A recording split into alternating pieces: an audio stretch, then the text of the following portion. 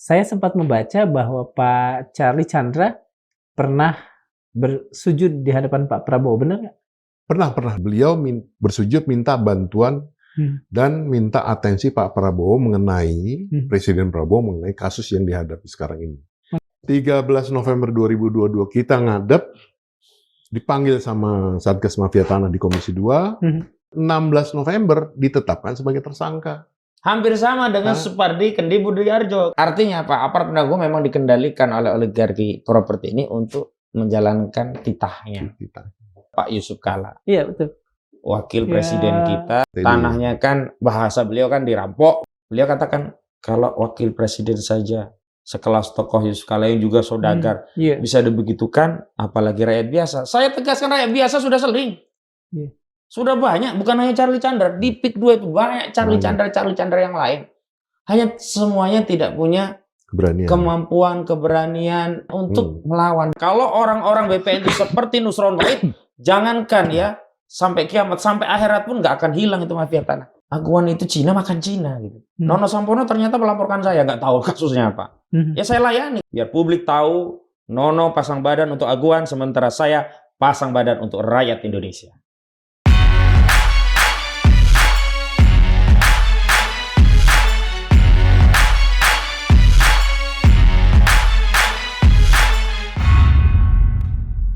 Bismillahirrahmanirrahim. Assalamualaikum warahmatullahi wabarakatuh. Waalaikumsalam. Sobat Madilog, jika berbicara tentang hukum Indonesia, maka kondisinya adalah sama seperti hari-hari terakhir ini. Mendung menaungi seluruh langit kita saat ini.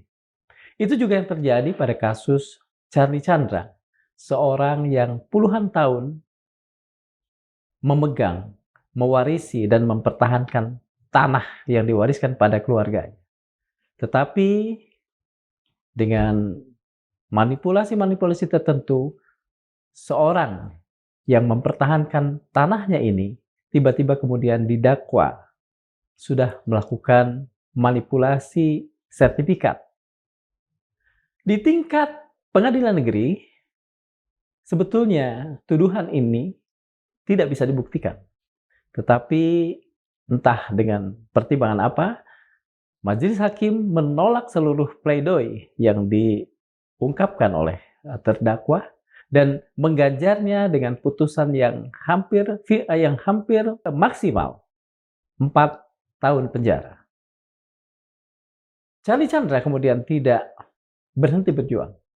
Ia mengajukan banding dan putusannya sedikit membuat langit yang tersaput mendung tadi sedikit cerah. Dia mendapatkan putusan 1 tahun penjara. Tapi bagaimanapun, putusan itu tentu saja tidak terlalu menggembirakan bila dihadapkan dengan fakta bahwa dia tidak melakukan apapun yang didakwakan. Charlie Chandra melalui penasehat hukumnya kemudian mengajukan banding. Dan itu yang akan kita ungkap dalam Madilog kali ini. Dan untuk itu kami sudah menghadirkan 2 orang penasehat hukum dari Charlie Chandra. Yang pertama adalah orang yang sudah sangat kita kenal, Mas Ahmad Komarudin. Terima kasih sudah hadir. Dan yang kedua adalah Pak Fajar Gora. Kita akan mencoba mengupasnya dari kedua penasehat hukum yang sangat erat berkaitan dengan Charlie Chandra. Pertama saya ke Mas Fajar atau Mas Gora? Gora aja. Mas Gora ya, oke. Gora aja. Saya ingat Gora itu di masa-masa tahun Orde Baru tuh. Berkaitan dengan padi. Ya. Mohon maaf, jauh aja. Pak Gora, kalau boleh kemudian diulas, mungkin ada banyak pemirsa yang belum mengetahui secara cukup rinci tentang kasus yang menimpa Pak Charlie Chandra ini. Silakan. Baik, terima kasih atas kesempatan yang diberikan oleh Madilog sehingga kami boleh datang ke sini dan menjelaskan cerita apa sih yang sebenarnya terjadi. Terhadap Charlie Chandra ini. Ini sebenarnya kasusnya sudah lama. Ya. Lebih tepatnya, upaya kriminalisasi ini sudah berlangsung lama. Ya. Tahun 2021, Charlie dilaporkan. Laporannya sebenarnya nggak masuk akal. Penggelapan sertifikat. Dilaporkan di Polda Metro, Kita awam aja lah ya. Iya. Penggelapan sertifikat. Sementara ini yang pegang sertifikat itu ahli warisnya sendiri. Kita tanya om penyidiknya. Melawan hukum memiliki sertifikatnya di mana? Orang dia pegang sertifikat bapaknya kok. Sudah? Nah, setelah kita menjelaskan duduk perkara ini kepada penyidik dan memberikan ada satu putusan, karena lawan ini ya, itu selalu menggaungkan ini ada putusan pidana 596, ini ada putusan pidana 596 pemalsuan cap jempol, pemalsuan cap jempol. Itulah yang disampaikan. Tapi mereka nggak pernah menyebutkan putusan lain, putusan perkara perdata yang lebih relevan dengan kasus ini, kepemilikan. Setelah kami informasikan mengenai adanya putusan perdata 726 ini, penyidik akhirnya sepakat menghentikan perkara ini. Penggelapannya dihentikan. Di Polda Metro Jaya. Polda Metro Jaya dihentikan. Waktu itu Dirkrim U-nya Pak Kombes Hengki Haryadi, beliau yang menghentikan. Sudah, setelah dihentikan, dilaporkan lagi. Judulnya pemalsuan surat. Kenapa pemalsuan surat? Karena si pelapor ini berpikir bahwa pada saat Charlie mau mengajukan balik nama, proses balik nama ke Kantah Tangerang, itu mereka mengisi namanya lampiran 13. Lampiran 13 itu adalah lampiran yang disediakan oleh BPN, bentuk baku itu. Ditandatangani dan diajukan ke BPN untuk dalam rangka balik nama. Nah, sebelum dibalik nama pun, kita sudah ngecek ke kantor pertanahan itu sendiri. Hasilnya confirm. Tanah milik Sumita Chandra itu bapaknya. Iya, bapaknya Seri Chandra. Tanah tidak dalam keadaan sita, tidak diagunkan, tidak ada sita oleh kementerian dan lain-lain. Berbekal itulah diajukan balik nama.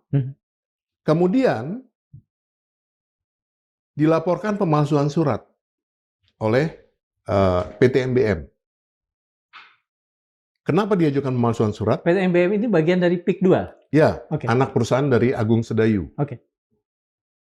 Kemudian dengan alasan, di dalam situ kan ada, dalam lampiran 13 itu, ada klausul tanah tidak sengketa dan fisik tanah dikuasai.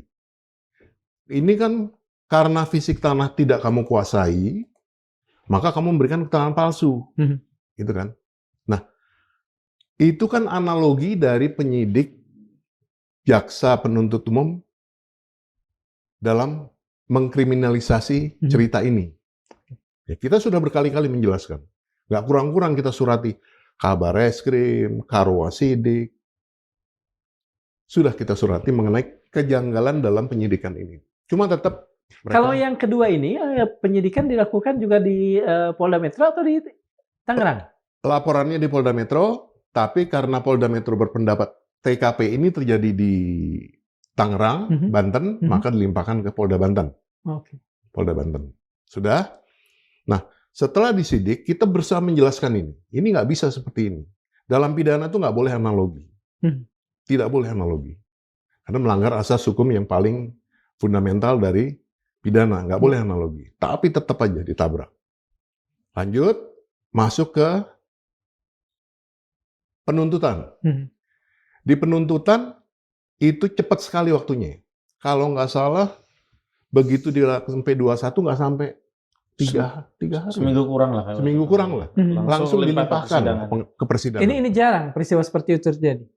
Ya, jarang lah ini. Jarang ya? Oke. Paling nggak dua bulanan. Dua bulanan. Maksud saya agar publik juga bisa mengerti, karena kan tidak semua dari kita paham. Hukum. Sangat jarang terjadi seperti ini. Dapat P21 langsung dilimpahkan. Biasanya ini kalau di kita ya, itu ada pemeriksaan berkas bolak-balik itu ya. Nah, ini langsung dilimpahkan. Disidanglah perkara ini di Pengadilan Negeri Tangerang. Hakim majelisnya 3, saya lupa namanya, cuman yang saya ingat adalah ketua majelis itu adalah ketua Pengadilan Negeri sendiri.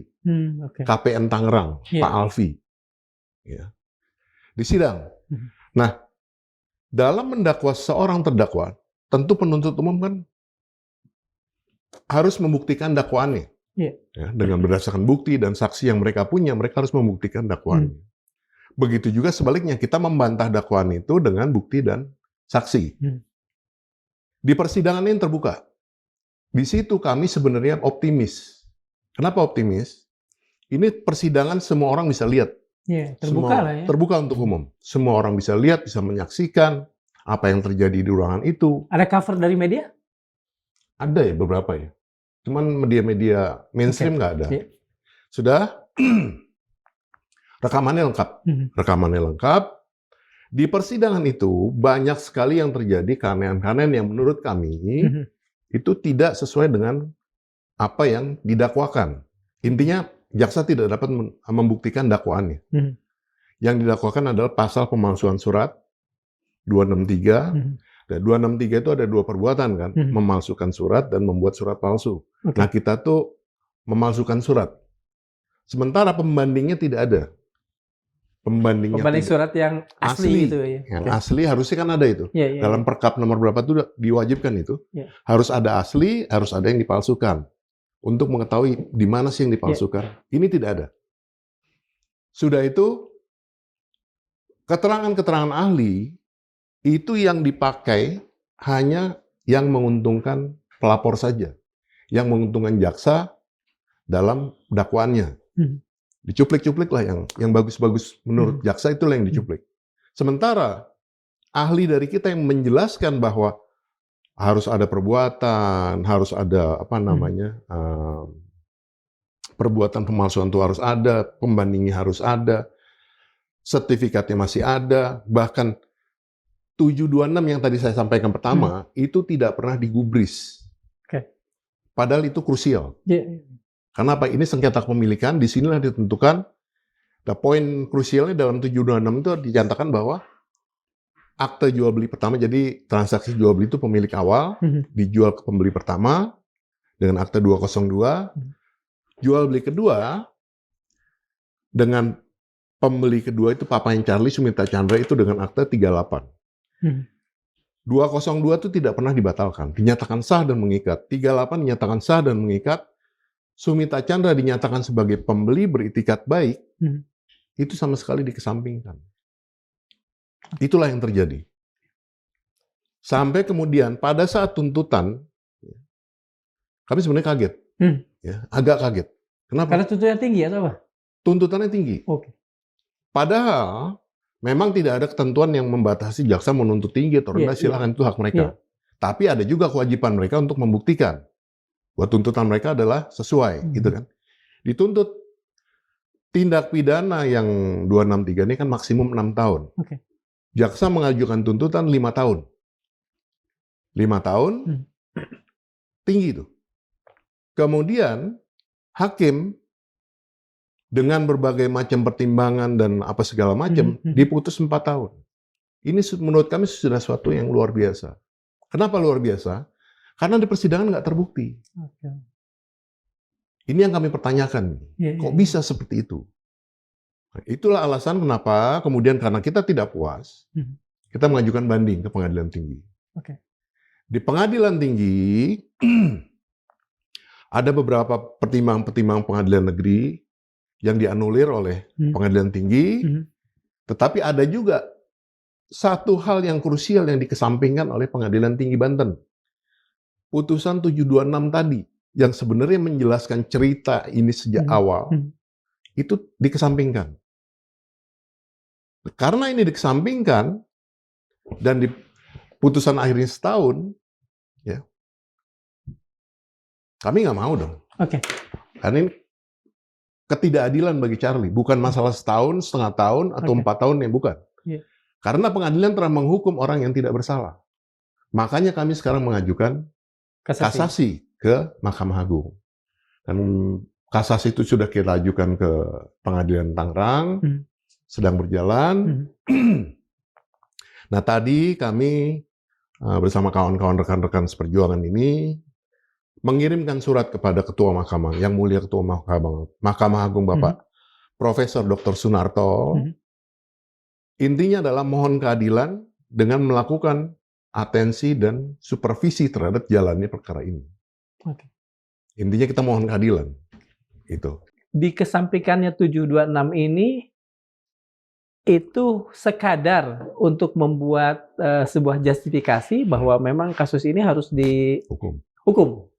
Ya, tepat. Kalau 726 itu dipertimbangkan karena itu terkait hak keperdataan yang menjadi dasar Sumita Chandra itu sah memiliki sertifikat, dan oleh karenanya ahli warisnya yakni Charlie Chandra sah juga memohonkan balik nama, maka tidak boleh sehari pun Charlie Chandra dihukum. Karena itu kami berharap adanya kekhilafan ya. Majelis Hakim Judek Fasi itu di Judek Juris dijadikan sarana untuk mengadili di tingkat kasasi dan membuat pertimbangan tersendiri yang akhirnya menyatakan Charlie Chandra bebas atau setidaknya lepas dari segala tuntutan. Karena memang dia punya hak untuk balik nama. Dan sertifikat dia memang hak bapaknya. Klaim bahwa ada pidana yang ada dalam salah satu akte jual beli itu sudah terbantahkan dengan hanya adanya putusan perdata tadi, dan ditetapkan dalam pertimbangannya memang Sumita Chandra punya hak ya, karena ada akte jual beli yang sah dan tidak pernah dibatalkan. Jadi dua hal ya. Alas pemindahan haknya ini jual belinya tidak pernah dibatalkan. Alas kepemilikannya SHM-nya juga tidak pernah digugat, tidak pernah dibatalkan. Makanya aneh sekali ketika dalam persidangan Agung Sedayu Group melalui PT MBM minta ke BPN untuk diterbitkan SHGB atas nama PT MBM di atas tanah Charlie Chandra SHM ini hanya dengan jaminan PT Agung Sedayu Group atau MBM tadi. Itu sudah diterbitkan? Udah terjadi. Jadi modus menerbitkan sertifikat di atas tanah sertifikat orang lain itulah yang selalu dilakukan. Makanya saya kecewa berat ya, tapi biasalah. Menteri ATR BPN Nusron Wahid kan dia berdalih bahwa mafia tanah itu sampai hari kiamat kurang 2 hari pun tidak bisa dihilangkan lah, tidak bisa dieliminasi, diberantas ya. Ya saya tegaskan, kalau orang-orang BPN itu seperti Nusron Wahid, jangankan ya sampai kiamat, sampai akhirat pun nggak akan hilang itu mafia tanah. Itu artinya kelakuan pejabatnya itu udah ketahuan justru ya. Yang menjadi penyebab adanya mafia tanah yang melegitimasi perampasan tanah dari yang punya hak itu BPN. Mas Khodin menilai bahwa Menteri ATR BPN ini adalah seorang yang pesimistis minimalis. Bukan pesimistis minimalis, dia bagian dari mafia itu. Oke. Ya, dengan cara apa? Setidaknya dia membiarkan terjadinya peralihan hak di atas sertifikat, yang sertifikat itu produk BPN itu sendiri. Coba bayangkan. Sudah ada SHM milik itu Sumita Chandra. Itu kan produknya BPN. Harusnya kan BPN mempertahankan produknya. Kalau ada yang membatalkan, gugat dulu kalian. Ini enggak, dia sendiri yang membatalkan, dia sendiri terbitkan SHGB dengan di atas kata lain itu. BPN ATR BPN ini justru juga tidak memberikan ketegasan hukum. Justru mafia tanah itu sumbernya mainnya lewat BPN. Makanya kemarin kan ada kabar Pak Yusuf Kalla. Iya, betul. Wakil presiden kita yang kelima dan keenam. Lah kalau saya nggak salah ya. Tanahnya kan bahasa beliau kan dirampok begitu. Kalau kami nomenklaturnya sering menggunakan istilah dirampas gitu. Beliau katakan kalau wakil presiden saja sekelas tokoh Yusuf Kalla yang juga saudagar bisa dibegitukan, apalagi rakyat biasa. Saya tegaskan, rakyat biasa sudah sering. Sudah banyak, bukan hanya Charlie Chandra. Di PIK 2 itu banyak Charlie Chandra yang lain. Hanya semuanya tidak punya kemampuan, keberanian, dan macam-macam melawan ya. Untuk melawan. Dan qadarullah Charlie Chandra punya keberanian itu. Coba kami kalau Charlie nggak berani, nggak bisa apa-apa juga kita. Artinya apa? Masalah mafia tanah itu sudah krusial gitu. Nah makanya kami tadi mengajak para tokoh untuk membersamai, mengirim amicus curiae sahabat peradilan untuk mengawal kasus ini agar Mahkamah Agung itu melihat bahwa kasus ini tidak ansih soal Charlie Chandra, tapi ini sudah menjadi semacam fenomena gejala umum yang terjadi di seluruh masyarakat. Sehingga jangan sampai ada putusan Mahkamah Agung yang melegitimasi perampasan tanah. Kalau putusan ini ya, setidaknya misalnya tetap mempertahankan 1 tahun di Pengadilan Tinggi Banten, itu sama saja melegitimasi perampasan tanah. Karena itu seolah menjadi dasar dalih Charlie Chandra bersalah, sehingga tanah itu bisa dirampas oleh PT Mandiri Bangun Makmur yang direkturnya Nono Sampono. Jadi sedih sekali kita, Kang Darso. Kesedih kenapa? Kita berada di negara yang sudah deklarasi kemerdekaan sejak 17 Agustus 45. Tetapi hakikatnya kita masih dijajah.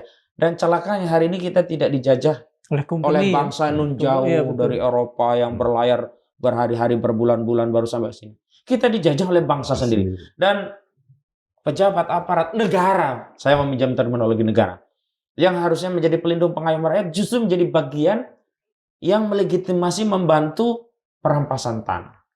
Oke. Makanya itu yang kemudian disebut oleh almarhum Pak Suripto, ini yang disebut dengan state crime.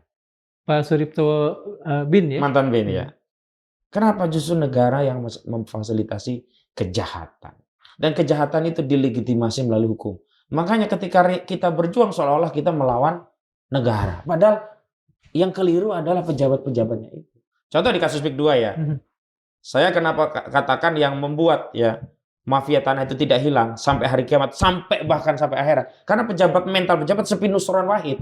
Coba bayangkan, sudah jelas ada 263 SHGB di atas laut. Kenapa Nusron Wahid masih negosiasi, meminta pemiliknya mengembalikan 210? Kenapa nggak sejak awal langsung dicabut? Karena itu belum 5 tahun, masih kewenangan dari ATR BPN. Kenapa pula dibiarkan sebagian SHGB itu direklamasi oleh PIK 2? Kemana Nusron Wahid? Nggak usahlah dia bersilat lidah sampai hari kiamat kurang 2 hari.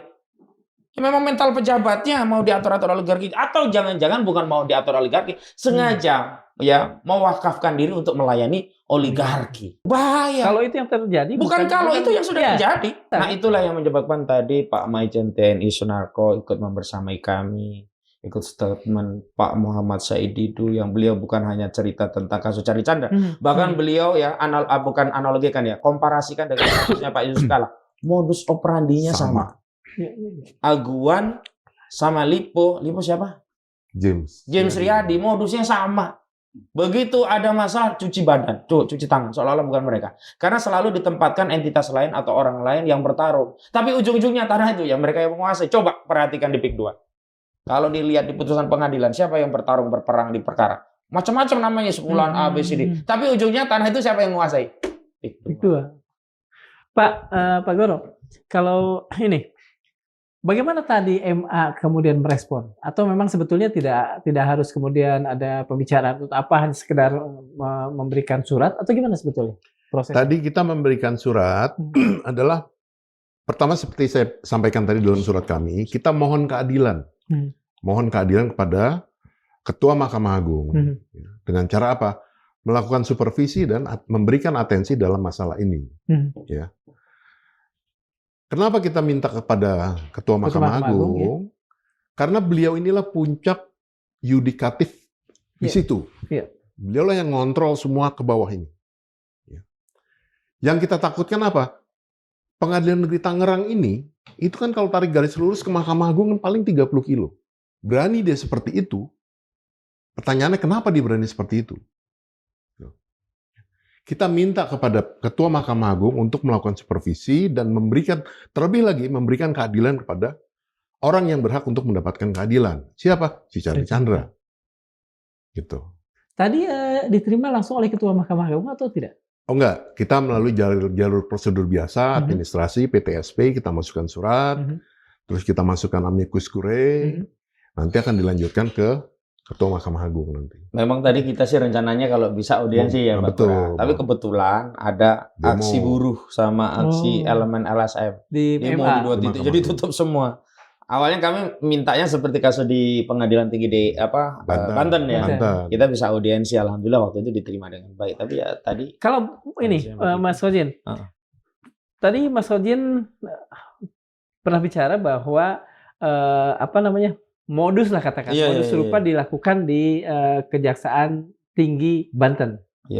Saat itu terjadi obrolan yang kemudian pada akhirnya kemudian ada sesuatu putusan yang cukup menggembirakan. Iya, menarik saat itu kami diterima oleh Hakim Tinggi Pengadilan Tinggi Banten. Waktu itu waketumnya sama humasnya ya kalau Wakil Ketua Pengadilan Tinggi Banten. Dan di antara jaminan beliau adalah kami menjamin tidak akan ada intervensi bagi majelis hakim yang menangani perkara, dan saat itu dijanjikan paling lama sebulan sudah bisa ada vonisnya, dan terbukti kan waktu itu ya. Belum sampai sebulan ada vonis, dan terlepas kami tidak puas tapi cukup melegakan lah, dari 4 tahun turun jadi 1 tahun. Tapi yang kami soal kenapa kita tetap kasasi bukan karena turunnya, tetapi karena masih dianggap bersalah. Padahal Charlie tidak pernah bersalah.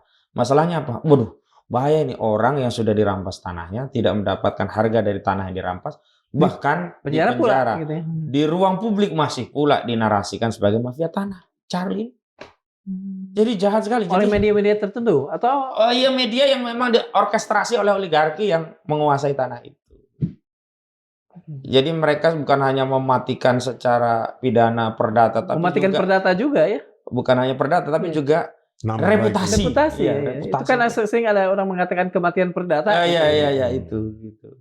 Tapi saya mau tarik kepada fungsi negara, tanggung jawab negara. Kan mestinya kan pejabat negara itu yang sibuk melindungi kedaulatan negara. Dan atas kinerja negara melindungi kedaulatan negara, maka oleh konstitusi diberi kewenangan, anggaran, sumber daya, dan seterusnya. Hari ini di PIK 2 itu kebalikan. Justru yang kayak keteteran ingin mempertahankan kedaulatan negara itu rakyat kecil, nelayan, petani kayak Kang Holid, petani Iwan Darmawan, ada Kang Zaki, ada kawan-kawan kita ya Pak Gufron dan yang lain yang sibuk menjaga kedaulatan wilayah kita. Di antaranya apa? Ketika mereka bicara tentang pagar laut, kan pagar laut itu kan merampas kedaulatan negara, wilayah laut itu. Rakyat kecil lah yang kemudian membela ya. Tapi mereka justru terkena kriminalisasi. Sementara pejabatnya justru dia yang menggelar karpet merah bagi oligarki untuk mengambil setiap jengkal wilayah kedaulatan negara. Buktinya apa? Tidak mungkin loh ada 263 SHGB ya. 234-nya atas nama Intan Agung Makmur, 20-nya atas nama Cahaya Inti Sentosa, dua-duanya anak usaha Agung Sedayu Group, 9 lainnya dikuasai oleh individu begitu. Kenapa hanya 210? Dan pertanyaannya, apa memang benar 210 itu kertas disobek? Jangan-jangan nanti udah sepi dihidupkan lagi. Dan wilayahnya, peta wilayah yang terbitkan SHGB tadi memang benar sudah dicabut. Saya buktikan dengan aktivis bersama Pak Sedido dan yang lainnya. Pagarnya masih ada. Lautnya yang sebagian ada pagar sudah direklamasi, sudah sampai pada bibir pagarnya yang saya sempat bikin videonya kan. Itu yang terjadi. Negara kemana? Dan ketika kami rakyat kecil dengan modal sendiri, effort sendiri, kami juga coba kucing-kucingan dengan security yang ada di PIK 2. Mencoba sampai pada batas reklamasi. Kalau lewat darat nggak mungkin. Kami mencoba menjangkau lihat dengan kapal. Kapal yang jalannya tok pelan banget itu. Dan ada resiko loh itu kalau di laut ada apa-apa. Aduh, berenang gimana dan seterusnya. Itu kita lakukan karena kita cinta negeri ini. Kita sudah sampaikan itu. Sampai itu saya yakin kepada pejabat. Tapi tidak ada perubahan. Selemah itukah negara? Kan akhirnya kita bertanya. Kalau sudah seperti itu, apakah Presiden hari ini, yakni Pak Prabowo Subianto, berusaha merealisasi apa yang pernah diprediksi dari buku yang beliau baca, bahwa 2030 Republik ini hilang. Oh bukan ya? Iya. Ghost fleet. Iya kan? Padahal kita kan nggak mau itu. Pak Prabowo pasti yakin nggak mau itu. Karena itu kita membuat ikhtiar. Charlie Chandra ini semacam bridging lah, jembatan untuk sampai pada fakta yang lebih luas, lebih dalam, lebih menyakitkan. Lebih gila. Sampai Bu Elis kan pernah juga di sini kan merasakan bagaimana sebelumnya mereka merasa sedih. Sekarang cukuplah ada semacam insentif dibersamai oleh aktivis. Ada bukan hanya Pak Gora. Kalau awalnya kan Pak Gora aja ya Pak Gora. Ada kami dan yang lainnya. Saya cuma berpikir apakah semua korban itu mengalami nasib yang relatif lebih beruntung seperti Charlie Chandra ketemu kami. Dan kami juga tidak mungkin semua kemudian kita cover. Harusnya kan negara. Pertanyaan kita. Kan itu juga tugas negara kan, melindungi setiap bangsa dan seluruh. Betul, setiap jengkal. Artinya kalau pemerintah, kalau negara tidak hadir, sebetulnya mereka mempersetankan pembukaan UUD 45 itu ya, konstitusi. Ya kalau sifat munafik atau hipokrit bagi politisi itu kan karakter bawaannya. Tapi pada satu konteks yang berkaitan dengan kedaulatan, biasanya kan harusnya sisi kenegarawanannya bangkit. Heran saya kok nggak ada sisi kenegarawanan itu. Gitu. Apalagi hari ini kalau kita bicara presiden kan tentu dari militer jiwa nasionalismenya kan jauh lebih tebal lah. Dia tahu mana teritorial. Ya setiap jengkal itu harus dijaga gitu. Pak Gora, apa yang membuat Bapak dan teman-teman sangat yakin dengan kebenaran lah ya, kebenaran yang dipegang oleh Pak Charlie Chandra? Begini ya, sejak pertama Charlie datang ke kita, dia bawa berkas. Pak, ini berkas. sebelum sini saya sudah datang ke 2 pengacara katanya. Begitu mereka baca, mereka nggak berani. Karena lawannya siapa? Betul, lawannya siapa? Ya. Oke, sebentar. Kasih waktu saya 1 hari untuk pelajari. Begitu kita pelajari, kita telaah, kita petakan semua, nggak ada yang salah. Berikutnya dia datang, saya tanya, Char, kalau kamu tanya saya berani atau enggak, kamu salah. Saya yang balik tanya kamu berani atau enggak? Itu. Kamu berani nggak? Berani, Pak. Kenapa kita berani? Karena klien kita berani. Satu. Kedua, kenapa kita berani? Karena hukumnya sudah benar. Konstruksi hukumnya sudah benar semua. Nggak ada yang salah, nggak ada manipulasi, nggak ada kong-kalingkong di sini, nggak ada. Semuanya sudah benar secara hukum. 35 tahun dia memiliki tanah. Bisa tiba-tiba orang yang diusir, diambil, diaku tanah dia. Itulah yang membuat kita berani. Begitu ceritanya. Pak Khojin, ini kan saya mendengar bahwa BPN itu mencabut SHM 55 ya? Iya, dicabut terus diterbitkan SHGB atas nama PT MBM. Iya.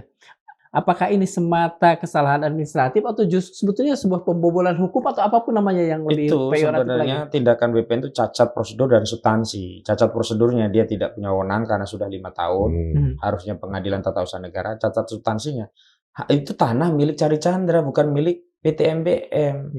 Tapi kita tahu kalau kita upaya hukum ke petun begitu, sama saja menyerahkan leher karena sudah peradilan sudah dikuasai mereka. Apalagi pada saat yang bersamaan kita dikriminalisasi dengan pidana. Jadi belum sempat ngurusi hak keperdataan, jiwanya diserang secara pidana begitu. Inilah jahatnya oligarki Aguan ini ya. Makanya saya sering balik ke Aguan dan Antoni Salim karena mereka tokoh di negara kita. Jangan sampai mereka tetap berkibar dengan ketokohannya, padahal bisnis mereka itu berlumuran dengan dosa-dosa dan darah air mata rakyat yang menjadi korban perampasan tanah di PIK 2. Ada kawan mengatakan, kan itu di aktonya nggak ada itu keterlibatan Aguan antar. Iya memang tidak. Tetapi kan akhirnya bisnis itu milik siapa? Kalau dia setahun sekali dapat keuntungan dividennya, yang dapat siapa? Ya Aguan dan Antoni Salim. Janganlah dia kemudian mau dapat keuntungan dividennya, tetapi brengseknya proyek ini hanya dilempar misalkan ke Ali Hanafi Alijaya aja. Walaupun kita tahu ini juga kaki tangannya Aguan. Ali Hanafi Alijaya inilah yang melakukan tindakan-tindakan di lapangan untuk dan atas nama kepentingan Aguan. Sama persis ketika kita bicara tentang pagar laut. Kemana orang yang memagari? Sampai sekarang kan nggak diproses. Kemana Mandor Mehmet? Kemana Ali Hanafi Alijaya? Kemana kemudian orang-orang yang selama ini sudah kita sepil? Cuma kepala desa itu yang kena ya? Kades Kohot pun itu kan tidak dipersoalkan berkaitan dengan pemagaran, tetapi terbitnya sertifikat di pagar-pagar laut. Pemagarannya sampai sekarang itu belum ketangkap orang yang magar. Kades Kohot itu ditangkap karena dia itu urusan lain. Urusan sertifikat yang ada di laut. Dan itu pun konstruksinya putus. Begini ya. Kalau kita bicara kejahatan itu kan ada pelaku kejahatan, ada penikmat hasil kejahatan. Pelakunya kan ada yang turut serta membantu dan seterusnya. Oke lah yang ini kena katakanlah, tapi pun nggak semua. Misalnya ya kan Kades Kohot, ada Ujang Karta, kemudian ada satu itu oknum lawyer, satu lagi oknum dari wartawan. Katakanlah itu yang turut serta. Oh ada juga wartawan ya? Ada oknum ya gitu. Yang cuman oknum kan lah. Ya ini oknum. Iya kan oknum. Cuman akhirnya kan mereka menjual ini kepada PT Intan Agung Makmur. Intan Agung Makmurnya itu milik Agus Sedayu Group. Sampai hari ini memang ada satu pun yang kemudian ditetapkan tersangka di perusahaan PT Intan Agung Makmur. Termasuk BPN. Yang menerbitkan barang itu kan BPN. Kenapa tidak ada satupun tersangka dari BPN? Kenapa tidak ada satupun? Kalau saya pernah nggak ini dipertanyakan? Sering sekali. Makanya maksudnya dipertanyakan langsung pada pihak yang berwajib lah, polisi dalam hal ini. Polisi kita udah sering-sering bicara itu. Bahkan kita pernah di Komisi 3 ya satu DD sudah mempersoalkan itu. Komisi 2 ya? Dua ini ya. Gimana tanggapan para wakil rakyat yang terhormat ini? Normatif. Janji-janji aja. Janji-janji normatif. Jadi kami itu seperti rakyat ini ya. Kalau saya ilustrasikan itu seperti anak ayam yang kehilangan induknya. Tak punya pelindung juga ya? Iya. Atau bahasa lainnya kita ini kayak seperti yatim piatu. Harusnya negara yang menjadi orang tua kita, yang mengasuh kita, melindungi kita. Begitu kita lapor pada alat negara atau representasi negara dalam DPR atau pemerintah atau polisi, alih-alih kita mendapat perlindungan, justru kita mendapat garis tebal. Oh ini nih, Yang kritis, yang keras nih, awas nih. Pernahkah ada kejadian mungkin teror, mungkin telepon, mungkin sesuatu kejadian yang menakut-nakuti, Intimidasi. ya intimidasi buat keduanya nih, gantian aja nantinya. Teror saya waktu pulang dari mengontrol sidang arsin korupsi di Pengadilan Negeri Serang. Jadi kendaraan saya Pak Gora itu tirotnya itu lepas. Tirotnya? Iya. Kan nggak mungkin. Iya. Jadi waktu saya kendarai tiba-tiba alhamdulillah Allah melindungi. Terus kawan-kawan tadinya saya nggak tahu, kawan kan saya foto itu ya. Bentuknya kan ulirnya masih rapi. Terus bagian karetnya nggak ada apa-apa. Harusnya kan yang jebol karetnya dulu kalau udah teman. Wah itu ada. Ini Ustadz, ada yang manggil saya Ustadz. Wah ini dikerjain Ustadz, tapi Allah lindungi, alhamdulillah. Yang kedua, orang-orang yang mengirimkan berita-berita ancaman dan seterusnya yang tidak dengar. Terakhir, saya dikasih link berita. Nono Sampono ternyata melaporkan saya, nggak tahu kasusnya apa. Ya saya layani kalau Nono mau lanjut, nggak apa-apa. Sekalian biar publik tahu Nono pasang badan untuk aguan, sementara saya pasang badan untuk rakyat Indonesia. Pak Gora? Saya terang-terangan belum ada ya, intimidasi yang terang-terang melalui handphone apa. Belum ada. Belum ada, cuma saya yakin upaya itu pasti ada, satu. Kedua, pernah saya ngalami mirip sama rekan Kosinudin tadi. Kalau beliau yang copot terotnya, saya yang copot itu skrup roda saya. Kan ada 5 tuh. Iya, betul. Ada 5, itu tinggal 2. Itu yang mana? Yang depan, belakang, dan berapa buah? Depan kanan. Satu ban? Satu ban. Itu juga bisa lepas, ya bahaya juga itu. Satu ban.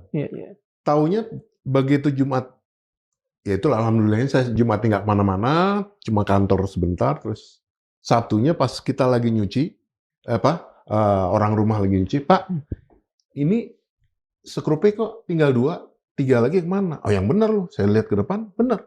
Tinggal 2, di ujung sama di ujung. Fotonya masih ada. Sampai sebegitunya.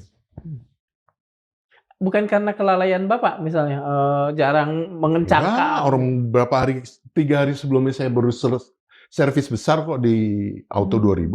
Sampai saya balik lagi ke situ, Auto 2000-nya bilang, Pak ini nggak mungkin terlepas. Kami sebelum keluar itu kita kuatkan lagi, kita pastikan semuanya beres dulu.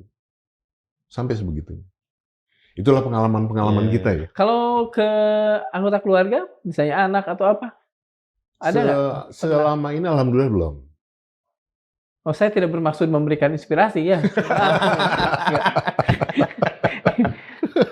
Menimpa sertifikat atau sertifikat timpaan atau apapun. Boleh nggak dijelaskan dengan cara apa biasanya para mafia tanah melakukan itu? Jadi begini ya, ini salah satu modus yang terjadi. Misalkan seseorang punya sertifikat dari Giri A.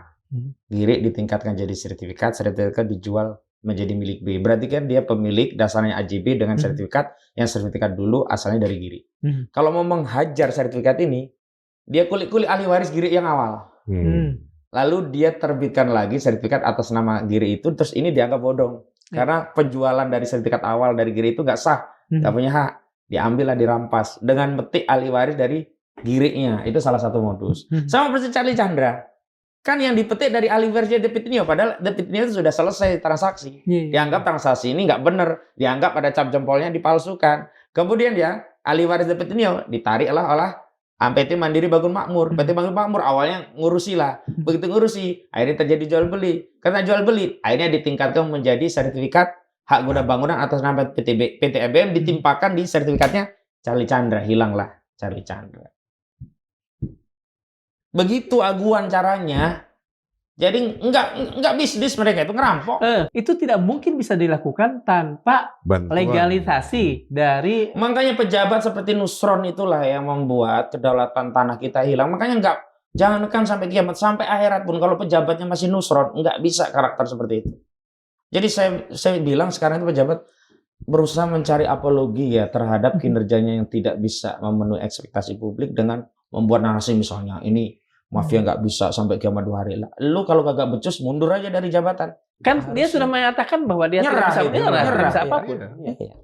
Tapi sebenarnya dia bukan itu targetnya. Dia minta bahwa kalau nggak memenuhi target diberi permakluman. Seolah-olah iya memang susah ya sudah deh. Terus saja Pak, yang penting kerja gitu. Kan nggak begitu kinerja seorang pejabat. Harusnya kan presidennya juga melihat itu sebagai bentuk give up.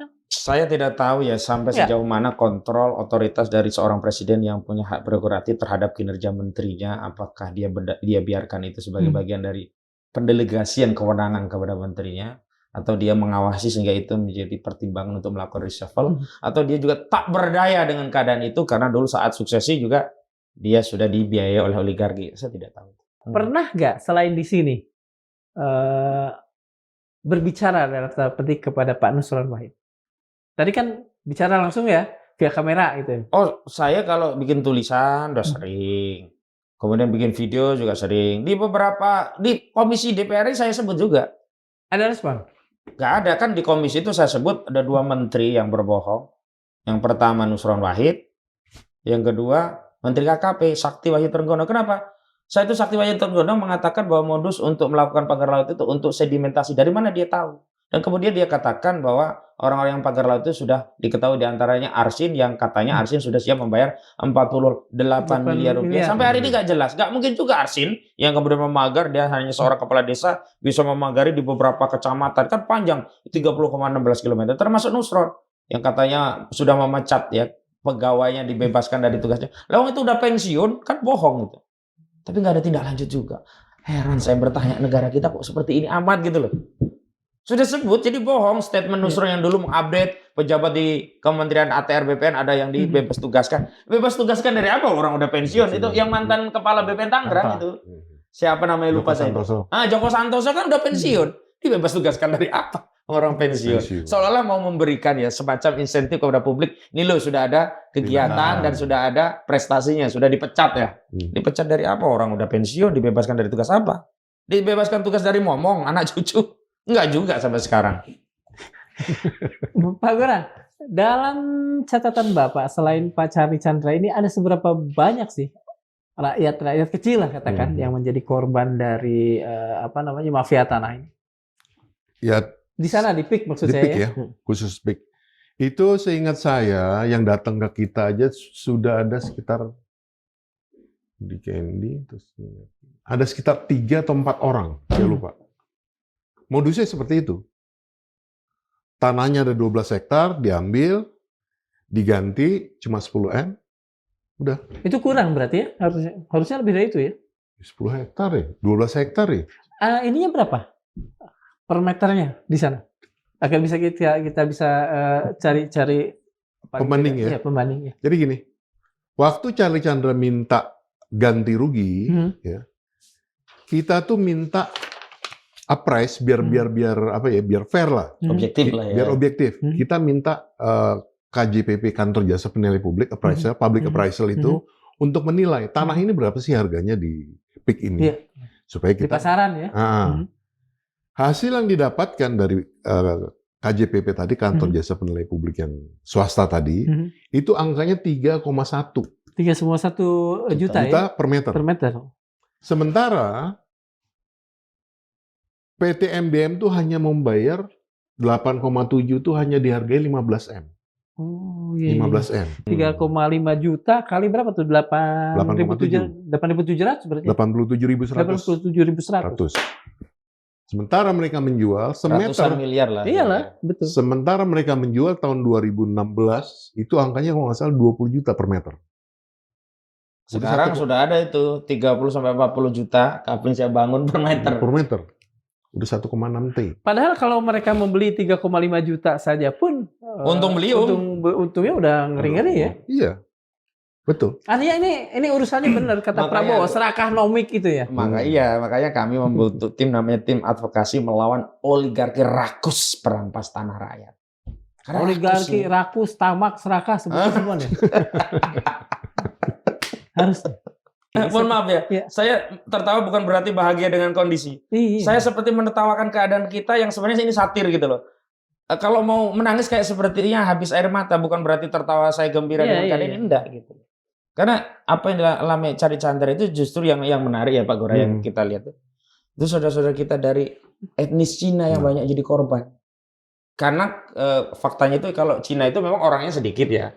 tapi wilayah tanahnya Banyak. luas karena mereka kan banyak punya hektar-hektaran. Kalau pribumi kan banyak jumlahnya, tapi masing-masing hanya 2 hektar kecil-kecil. Kalau dikumulasi luas, orang Tionghoa di sana jadi korban. Makanya saya bahasakan begini, Aguan itu Cina makan Cina gitu. Kan awal-awal saya masuk ke situ kan dianggap saya anti Cina, melawan Aguan. Begitu ada Charlie itu tertolong saya. Gitu. Iya, jadi memang ada di awal-awal itu upaya untuk mensarakkan kata-kata. Iya betul. Ada. Saya dianggap anti Cina, anti investasi, anti pembangunan, apalagi banyak lah. Emang Mas anti Cina? Oh saya, begini loh. Kita ini kan Muslim ya. Iya. Ya kan tujuan bersuku-suku berbangsa kan lita'arofu.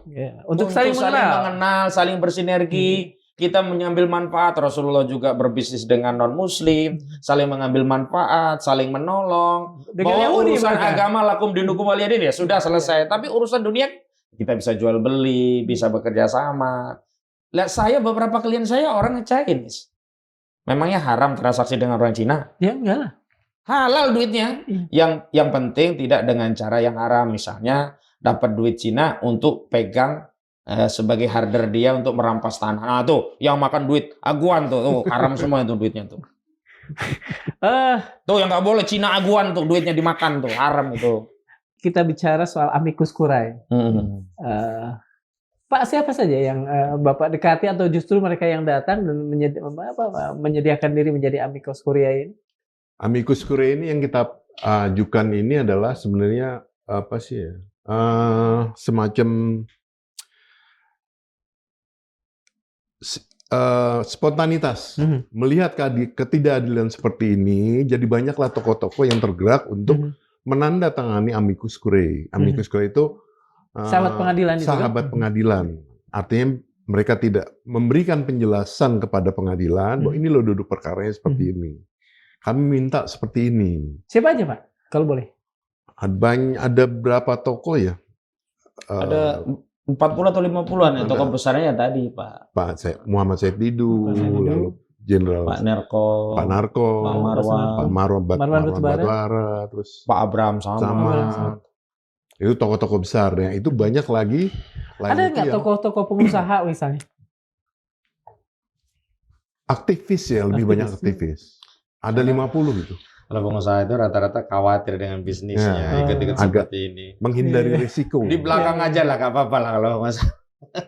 Mungkin sedikit diungkap isi dari amicus curiae yang disampaikan itu. Ya, amicus curiae kan kita buat semacam form ya. Jadi nanti kawan-kawan itu tinggal ngisi nama, alamat, kemudian dia tanda tangan di ujung, tapi selebihnya sudah kita siapkan. Intinya dia melihat kasus Charlie Chandra ini patut dibela, kronologis kasusnya dijelaskan. Dia juga mendapat informasi dari persidangan juga dari keluarga Charlie Chandra dan akhirnya meminta agar Mahkamah Agung ikut membersamai kasus ini. Implisitnya ya dibebasin lah. Karena nggak layak orang yang sudah jadi korban masih dihukum pula gitu loh. Seberapa besar peluang hakim kasasi akan melihat ini dan kemudian akan katakan saja memberikan perhatian yang cukup. Kalau kita lihat presiden ya Pak Gora, dulu amicus curiae kita di pengadilan tinggi dari 4 tahun menjadi 1 tahun. Karena kami meyakini ini peran publik masyarakat. Kalau hukum udah beres harusnya bebas sejak pertama. Tapi karena dukungan publik ya, makanya kita harapkan di Mahkamah Agung juga akan ada dampak kurang lebih sama dengan yang ada di pengadilan tinggi sehingga bisa bebas gitu. Apa dampaknya buat PIK 2, buat sertifikat hak milik jika misalnya Mahkamah Agung membebaskan Charlie Chandra? Dampaknya begini. Pertama, ini suatu breakthrough ya, terobosan yang besar. Artinya adalah bahwa tindakan yang dilakukan oleh Aguan ini dalam upaya mengkriminalisasi itu tidak dengan mudahnya bisa lolos begitu saja. Satu. Kedua, ini nanti akan menjadi pemicu bagi korban-korban yang lain untuk memberikan semangat dan spirit pada mereka untuk memperjuangkan haknya. Ya. Itu yang kita harapkan. Makanya juga melalui podcast ini juga kita berharap pada para korban-korban lain yang sampai dengan saat ini masih menjadi silent majority, diam aja, oke ikut aja segala macam. Kita bersuara lah, kita sama-sama bersuara membela hak kita. Kenapa? Kita ini pihak yang benar. Kita adalah pihak yang benar. Kita yang dizolimi, ditindas, kok diam aja? Jangan diam kayak gitu. Perjuangkan hak kalian. Mas, lebih jauh. Kasus ini kami harapkan bisa mengetuk pintu-pintu kekuasaan negara agar hadir dan kembali menjalankan fungsinya melindungi, mengayomi rakyat. Kembali hadir sebagai orang tua bagi rakyat yang selama ini yatim piatu. Dan kembali menjalankan fungsi untuk apa? Menghukum orang-orang yang zalim terhadap rakyat. Dan mohon maaf, saya tidak benci Aguan, tidak benci Antoni Salim. Kalau mereka bisnisnya oke dan memberikan dampak. Misalkan PT Indofood sukses makmur, dia bisnis yang benar, menimbulkan peluang kerja yang ekspor sampai ke Afrika juga. Ekspor sampai Afrika, nggak ada masalah gitu loh. Tapi janganlah kemudian kebajikan ini ya rusak hanya karena bisnis-bisnis yang nggak seberapa juga. Kalau kita bandingkan kapitalisasinya kan nggak seberapa juga. Cuman nggak seberapa ini bukan berarti dibolehkan begitu. Apalagi begitu modus mafia tanah, terutama ya oligarki properti itu secara umum hampir sama. Jadi apa yang dilakukan oleh Aguan Antoni Salim itu bukanlah hasil kreasi dia saja, tapi ini adalah sudah ilmu turunan guru-gurunya di bidang bukan inovasi genuine mereka. Bukan. Dan itu diterapkan di berbagai oligarki properti. Karena itu kita pengen perusahaan properti kembali lah. Ya memang berbisnis benar, dia dapat untung juga benar. Janganlah kemudian tadi ya melakukan kezoliman hanya karena orientasi uang, keuntungan. Pada saat yang sama dia berbuat zolim. Mas dari awal kan melawan dengan Pak Charlie ini. Mas katakan saja punya, kalau kata orang-orang di seberang mungkin yang kurang menyukai, Mas punya kendaraan untuk melawan oligarki Aguan. Kalau dalam hitung-hitungan Mas nih, seberapa besar kerugian yang diterima Aguan, entah itu bentuknya material atau imaterial, dengan perjuangan Mas dan kawan-kawan selama ini? Saya hitung saja ya, sebenarnya kerugiannya lebih itu. Tapi target saya sebenarnya bukan membuat Aguan rugi, membuat Aguan sadar bahwa tindakannya tidak benar dan kembali berbisnis yang benar. Ada hak orang lain yang dirampas dikembalikan. Ada yang tidak ridho, ambil dengan cara yang ridho. Gimana caranya? Jadi kalau saya hitung begini sederhana saja. Kerugian itu nggak usah ke daratan ya. Ke daratan lebih gede lagi mungkin ya. Kerugian lautan saja. Ada kan berapa itu 30,16 km. Itu kan berapa yang sudah meter? dipagar itu. Ya. Kali. Kalau dari Arsin kan cuma 10.000 per meter. Makanya dia cuma dapat 30 miliaran atau berapa. Di atasnya lagi kan belinya nggak segitu, ada 500. Di atasnya kan lagi 2,5. Saya mendapat informasi setidaknya wilayah itu sudah dijual dengan harga kira-kira 10 jutaan per meter. Kali sekian, itu sudah berapa triliun? Setidaknya 30 triliun hilang. Ekspektasi bisnis ya. Dari modal ini, belum dari keuntungan kalau itu sudah menjadi properti, dijual dan sebagainya begitu. Bagi saya nggak cukup itu kerugian itu. Saya akan kejar terus. Karena target saya bukan ruginya oligarki, tapi kembalinya kedaulatan negara, kedaulatan tanah, hak-hak rakyat. Saya juga nggak berharap oligarki rugi kalau dia untung besar dan rakyat juga mendapatkan haknya. Kita senang aja gitu loh ya. Senang, nggak ada masalah begitu loh. Wong kita itu nggak bisa hidup sendiri, kita pasti berinteraksi, bersinergi. Ada orang kaya, ada orang miskin, ada butuh pekerjaan, ada yang memberi kerja, orang yang punya bisnis butuh juga pekerja karena dia tidak bisa menjalankan bisnisnya. Sinergi yang harmoni gitu loh Pak Gora. Kayak Charlie ini, kalau misalnya harganya cocok, Charlie pun mau melepaskan haknya. Tapi begini loh, orang 3,5 kok tiba-tiba hanya dikasih 7-8 miliar, padahal harusnya ratusan miliar, kan hak orang untuk menolak, apalagi tidak butuh buru-buru untuk, kecuali orang udah nggak bisa makan beras ya, nggak ada duit untuk beli beras, terus ya jadi jualah berapapun, ini kan nggak begitu. Tapi akhirnya menggunakan alat-alat negara, alat kekuasaan, zolim, dan seterusnya.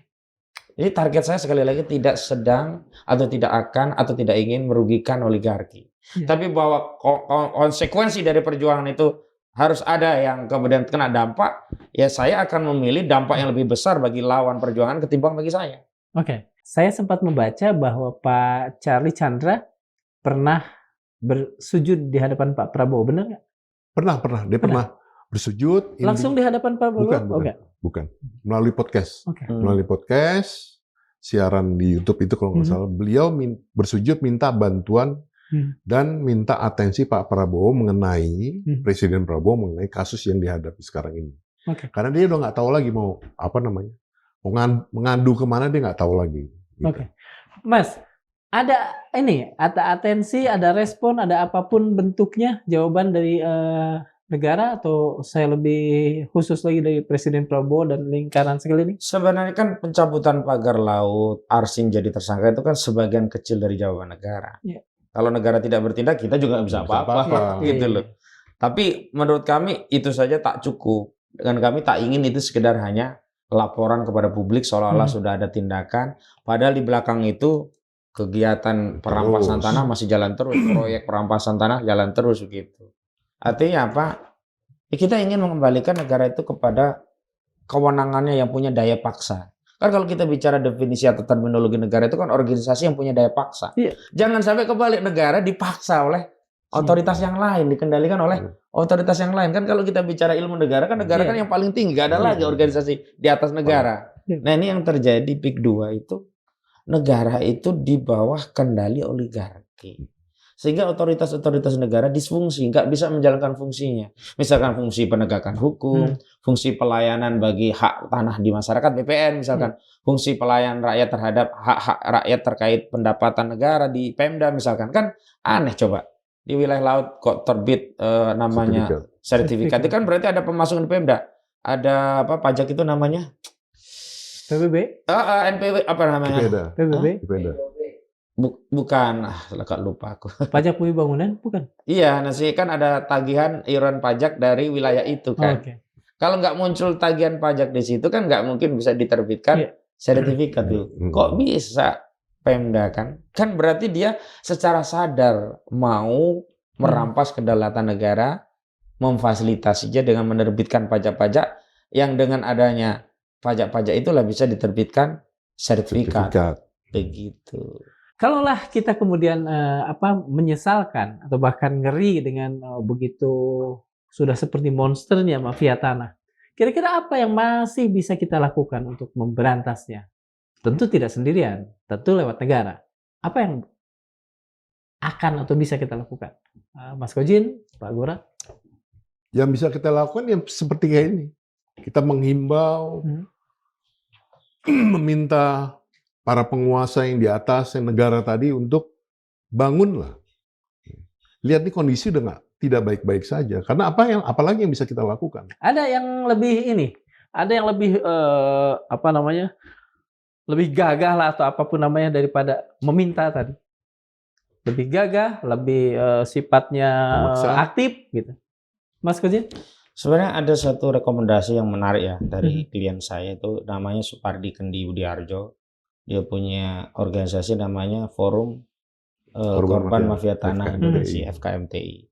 Dan saat itu dia sudah ketemu Menko Polhukam Mahfud MD ketika itu, sudah ketemu sejumlah pejabat-pejabatnya termasuk waktu di ATR BPN kan Raja Juli Antoni sebelum menjadi Menteri Kehutanan gitu.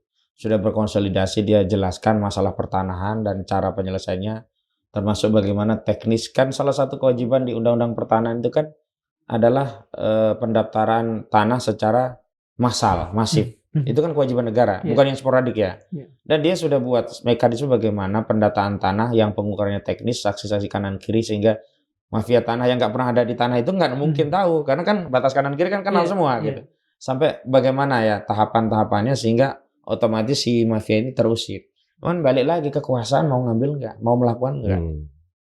Sebenarnya banyak solusi. Jadi jangan percaya Nusron Wahid bahwa sampai kiamat pun mafia nggak bisa diberantas, cuman mau nggak. Ada indikasi lepas dari Nusron Wahid sudah angkat tangan ya, ada indikasi bahwa pemerintah masih akan melakukan itu, pemberantasan mafia tanah ini? Sementara enggak. Sama. Bahkan saya tambahkan sedikit, tahun 2022 itu 13 November 2022 saya ingat Kita dipanggil di Komisi 2 sama, kita pernah. Panggil di Komisi 2, kita langsung berhadapan tuh sama Satgas Mafia Tanah waktu itu. 13 November 2022 kita ngadep, dipanggil sama Satgas Mafia Tanah di Komisi 2 dengan harapan, wah ini senang dong kita dipanggil DPR kan. Ada secara harapan betul, lah. Betul. Oke. Ada action ya? Ada action. Ternyata ada kejadiannya. 13 November kita dipanggil, 16 November ditetapkan sebagai tersangka. Hampir sama dengan Supardi Kendi Budiarjo, ketemu yang ditersangkakan ini Charlie. Nah, Supardi juga begitu. Ada hubungannya ini? Apa nih? Artinya apa? Intervensi oligarki itu marah ketika ada upaya ke sana, lalu dibebankanlah kepada orang yang berusaha memperbaiki negeri ini. Dan artinya apa? Aparat penegak hukum memang dikendalikan oleh oligarki properti ini untuk menjalankan titahnya. Serendah itu ya? Itulah fakta. Ya, begitulah. Itu kemudian terkonfirmasi dengan bukti nggak? Selain misalnya ada indikasi 13 ke 16 itu? Gini, kita kan kenal istilah fenomena gunung es ya. Ya. Ya, Charlie, Supardi Kendi Budiharjo, kemudian Haji Fuad, itu seperti ya puncaknya saja lah. Iya. Nggak semuanya tentu kita bisa teliti, tapi 3 kasus ini terlihat jelas, terutama Charlie dengan Supardi Kendi Budiharjo ketika berusaha mengakses negara untuk mendapatkan pembelaan, justru alih-alih ya atensinya memberikan pelayanan terhadap aspirasi yang disampaikan, represi, kriminalisasi. Supardi Kendi Budiharjo itu sudah tersangka lama, tadinya nggak jalan-jalan, tapi begitu muncul di Satgas Mafia Tanah, ketemu dengan Menko Polhukam, Pak Mahfud MD juga ada saat itu, dan Pak Mahfud MD diduga dia juga sudah lapor Presiden Jokowi ketika itu. Ketika lapor Presiden, bukannya kemudian tidak lanjuti, nggak lama dia ditahan. Apakah karena waktu itu Presiden sering ketemu Aguan di IKN? Nggak ada urusan dengan itu. Kalau saya menilai memang Presiden sebelumnya itu bagian dari oligarki. Karena dialah yang kemudian misalnya kalau ada status PSN kan yang ngasih status PSN kan Jokowi. Dan sebelumnya kan pidato kepada Bapak yang butuh lahan. Mana? Lahannya ada. Silahkan. Mau di mana? Sama dengan uangnya ada juga kan? Apakah Satgas Mafia Tanah ini masih ada? Nggak ada kan, sekarang sudah dibubarkan. Kalau yang di Menko Polhukam itu loh. Apakah Satgas ini dibubarkan sebelum dia berhasil? Jadi kebanyakan Satgas itu hanya ngabisin anggaran kadang-kadang. Nggak ada hasilnya. Nggak ada hasilnya. Oke. Karena tadi tujuannya tidak benar-benar pada pemberantasan, tapi sekedar ya menyalurkan APBN yang ada kerjaan lah gitulah, daripada gak ada kerjaan sambil masyarakat seolah-olah ada penyaluran aspirasi. Ya aspirasi disalurkan, tapi ya cuma diterima gitu doang. Ini kan Mas Hojin, mungkin juga Pak Gora pernah atau mungkin sedang dicap sebagai pembela mafia tanah. Karena kan Charlie Chandranya dianggap mafia tanah ya. Apakah ini pernah terpikirkan? Yang kedua, bagaimana Anda merespon cap yang buruk ini? Jadi gini ya, siapa kita itu kan diketahui dengan apa yang kita lakukan. Oke. Betul nggak? Iya betul. Anda mau ngecap saya apapun, silahkan. Fakta yang Anda temui di lapangan seperti apa? Itu biarkan publik menilai. Mau dicap kita pembela mafia tanah karena Charlie sudah di-frame sebagai mafia tanah, silakan. Tetapi tentu tidak hanya mereka yang menilai, orang banyak pun bisa menilai. Oke, Mas Hojin. Aku gampang ya menilai itu afirmasi publik. Iya, betul. Ternyata ketika saya masuk ke Banten dan sebagainya, mereka mengafirmasi kita ini membela mereka, senang sekali mereka ketemu kita. Dan mereka ya kalau di lapangan tahu tuh Aguan itu kurang ajar itu Bang, itu lawan terus bang, lawan lanjutkan Bang, gitu kan afirmasi. Walaupun kita tidak berharap itu dari publik karena lagi-lagi ada dua pendekatan. Yang pertama memang amanah dari klien. Orang sudah titipkan amanah kepada kita sebagai seorang lawyer ya Pak Gora. Etik kita harus amanah, menjalankan apa yang menjadi aman dari klien. Nggak boleh dua kaki, itu nggak boleh itu kode etik itu. Duit dari manapun, yang penting dapat itu nggak boleh gitu. Saya sekali lagi mau menegaskan, memang ya butuh uang. Dan kita juga sering melihat kejatuhan pengacara-pengacara lanjung seperti ini kan, 1-2. Iya, tapi uang itu memang sah dari klien yang telah memberikan amanah dan kita dibayar karena menjalankan amanah. Bukan uang itu kita peroleh dengan kita memindahkan kaki kita ke lawan.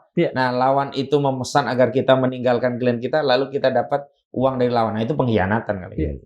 Itu pengkhianatan. Tapi yang paling penting di luar yang pertama tadi amanah klien, kalau saya lebih jauh ini amanah Allah. Karena kita hidup tidak cuma sekali. Dan Ini kan sebenarnya, dan itu singkat. iya, sebenarnya kan ini semua catatan. Roket Atid nyatat kita. Nanti akan diadili di Yaumul Mizan. Kita dihisab. Kok sayang sekali kalau kita mengorbankan sesuatu yang abadi untuk sesuatu yang berbatas dan berbatasnya singkat sekali. Bahkan ditamsilkan itu orang yang ada di neraka, orang yang dulu di dunia susah, nggak pernah bahagia sedikit pun. Begitu masuk surga dia mengatakan apa? Nggak pernah kerasa susah tuh di dunia. Seolah-olah nggak pernah susah. Saking nikmatnya di surga. Sebaliknya orang yang di dunia bergemerlap, bermewahan, ya tahta, harta, jabatan, wanita. Begitu di neraka dia katakan apa? Bagaimana kenikmatan dunia? Nggak pernah ngerasain. Karena begitu beratnya saat di neraka. Artinya apa? Kenapa sih kita mau menukar sesuatu yang luar biasa dengan sesuatu yang remeh-temeh? Bahasa saya sering kemudian menggunakan ungkapan, kenapa kita menukar sesuatu yang luar biasa dengan sekerat tulang dunia yang tidak mengenyangkan? Coba bayangkan, cuma sekerat. Yang nilainya menurut Nabi tak lebih dari sayap nyamuk. Apalagi nih, beliau ini ustadz kita, luar biasa. Terima kasih, Mas Fadil. Terima kasih, Pak Gora. Sobat Madilog, pada akhirnya kasus Charlie bukan cuma soal seorang warga yang dipenjara karena mempertahankan warisan keluarganya. Ini cermin tajam tentang bagaimana negara memperlakukan rakyat ketika berhadapan dengan proyek raksasa. Apakah sebagai subjek yang harus dilindungi atau objek yang bisa ditumbalkan? Dari obrolan ini, jelas satu hal. Hukum agraria kita sedang berada di titik paling genting sejak 1960. Ketika SHM bisa dicabut tanpa putusan pengadilan. Ketika proyek strategis nasional bisa menghapus riwayat hukum puluhan tahun. Ketika korban yang melawan justru dikriminalisasi, maka negara sedang kehilangan kompas moralnya. Di sebuah hadis yang sahih, Rasulullah Shallallahu Alaihi Wasallam bersabda, sesungguhnya hilangnya dunia lebih ringan bagi Allah dibanding hilangnya satu hak dari pemiliknya. Sebuah pengingat bahwa keadilan itu bukan sekadar retorika, melainkan amanat yang kelak akan ditanya kembali.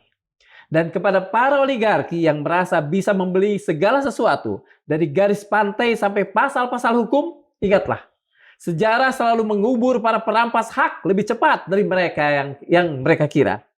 Keadilan bukan sekadar norma, melainkan sunatullah yang berjalan tanpa perlu restu DPR, tanpa tanda tangan menteri, tanpa stempel Mahkamah Agung. Setiap hektar tanah yang direbut paksa, setiap sertifikat yang ditimpa, setiap warga yang dikriminalisasi demi proyek raksasa, semuanya dicatat sebagai utang moral yang akan ditagih di ruang yang tidak mengenal lobi, tidak mengenal saham, tidak mengenal kekuasaan. Di sanalah pagar-pagar laut tak bisa menghentikan gelombang balasan. Dan jika hari ini rakyat kecil tampak diam, itu bukan tanda mereka kalah. Itu tanda langit sedang berproses dalam istidrod yang akan menghimpun putusannya. Terima kasih. Assalamualaikum warahmatullahi wabarakatuh. Waalaikumsalam warahmatullahi wabarakatuh. Sama-sama.